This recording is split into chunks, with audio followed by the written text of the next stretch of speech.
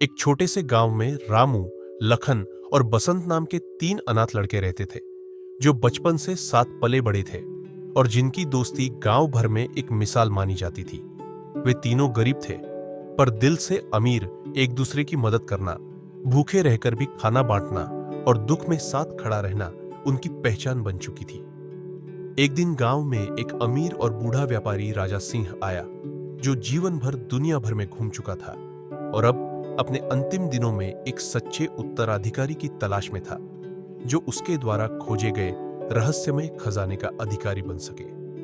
गांव में कुछ दिन रुकने के बाद उसने रामू, लखन और बसंत की दोस्ती और ईमानदारी को देखकर उन्हें एक रहस्य बताया। उसने वर्षों पहले एक खजाना खोजा था, जो हिमालय की तलहटी में छुपा था, लेकिन उसे अकेले हासिल करने का सामर्थ्य उसमें नहीं था। अब वह चाहता था कि ये तीनों मिलकर उस खजाने को खोजें, लेकिन शर्त यह थी कि वे इस मिशन को किसी से साझा नहीं करेंगे और रास्ते में एक दूसरे के प्रति विश्वास बनाए रखेंगे। तीनों दोस्तों में उत्साह की लहर दौड़ गई, लेकिन उनके भीतर कहीं ना कहीं लालच भी सिर उठाने लगा। यात्रा की शुरुआत प्रेम, भरोसे और उत्साह से होती है, लेकिन जैसे जैसे रास्ता कठिन होता गया और खजाने की निकटता महसूस होने लगी, लखन का मन डगमगाने लगा। उसके भीतर एक लालसा जाग उठी कि यदि वह खजाने का अकेला मालिक बन जाए तो उसका जीवन संवर जाएगा। एक दिन जब वे एक गहरे जंगल से गुजर रहे थे, लखन ने मौका पाकर बसंत को एक झरने के किनारे से धक्का दे दिया, जिससे वह बहती धारा में गिर पड़ा। रामू को जब यह बात पता चली तो वह सदमे में आ गया, लेकिन लखन ने चालाकी से सारा दोष बसंत की असावधानी पर डाल दिया। मगर कुछ ही समय बाद लखन ने रामू को भी धोखा दिया। उसने उसे एक मजबूत पेड़ से रस्सी से बांध दिया और अकेले ही खजाने की ओर निकल पड़ा। रामू अंधेरे जंगल में बंधा पड़ा था, भूख और भय से कांपता हुआ। तभी एक राहगीर वहां से गुजरा और रामू की हालत देखकर उसे मुक्त कर दिया।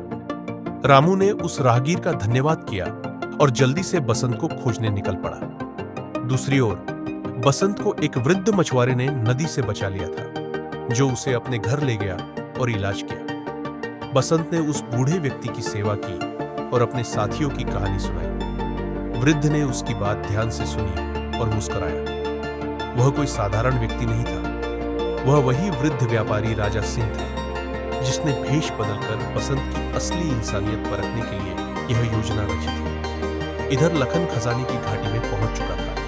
वह खुद को विजेता मान रहा था। खजाने के सामने खड़ा होकर अपनी आंखों पर यकीन नहीं कर पा रहा था। सोने की मूर्तियां, हीरे जवाहरात, बहुमूल्य कलाकृतियां, जैसे उसकी किस्मत बदलने वाली थी। तभी पीछे से रामू वहां पहुंच गया। उसने लखन का सामना किया। उसकी आंखों में गुस्सा और दिल में दर्द था। दोनों में तीखी बहस हुई, जो अंततः मारपीट में बदल गई। पर तभी कुछ नकाबपोश लोग, जो राजा सिंह के सेवक थे, आकर दोनों को पकड़ लेते हैं और उन्हें एक अंधेरी गुफा में बंद कर देते हैं। उधर बसंत उस वृद्ध की सेवा करता है, उसके घाव साफ करता है, उसे खाना खिलाता है, बिना यह जाने कि यह वही आदमी है जो उसे खजाने तक ले जा सकता है।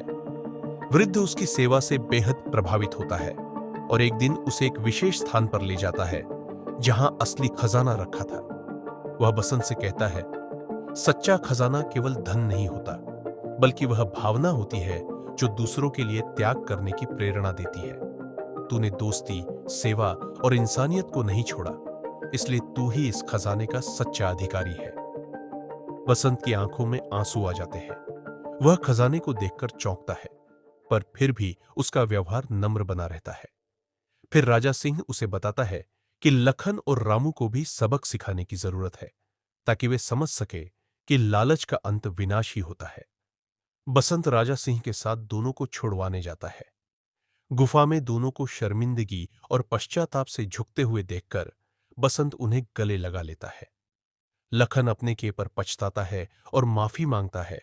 रामू भी नम आंखों से बसंत को धन्यवाद देता है कि उसने उन्हें इस हालत में भी नहीं छोड़ा। आखिरकार तीनों दोस्त गांव लौटते हैं, लेकिन इस बार उनके साथ वह खजाना भी होता है जिसे वे गांव की भलाई में लगाते हैं। वे स्कूल, अस्पताल और कुष्ठ रोगियों की सेवा के लिए संस्थान खोलते हैं। बसंत गांव का मुखिया बनता है, लेकिन अपनी सादगी और सेवा भाव से वहीं रामू और लखन भी समाज सेवा में लग जाते हैं। उनकी कहानी पूरे इलाके में फैल जाती है। तीन दोस्तों की कहानी जिसमें सच्ची जीत लालच से नहीं, बल्कि इंसानियत, सेवा और सच्चे